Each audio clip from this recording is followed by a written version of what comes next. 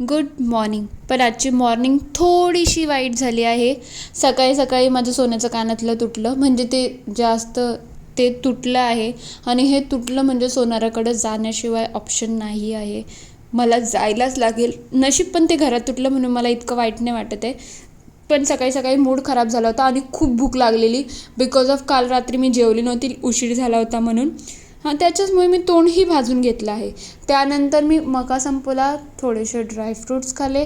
नंतर मी चपाती भाजी बनवण्यावर होती की अबा नाही चला आज तरी चपाती खावी, किती दिवस झाला खाल्ली नाही आहे.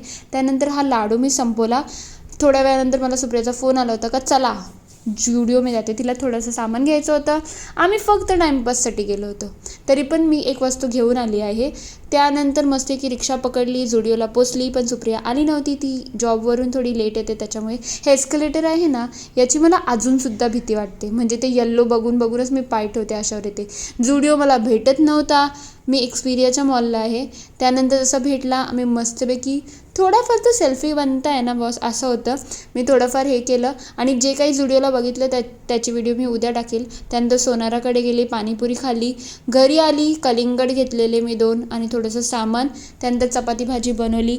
उद्या भेटूया जुडिओच्या सगळ्या, म्हणजे जुडिओवरती काय काय नवीन आले ते मी तुम्हाला कलेक्शन दाखवते. Thank you for watching. सबस्क्राईब.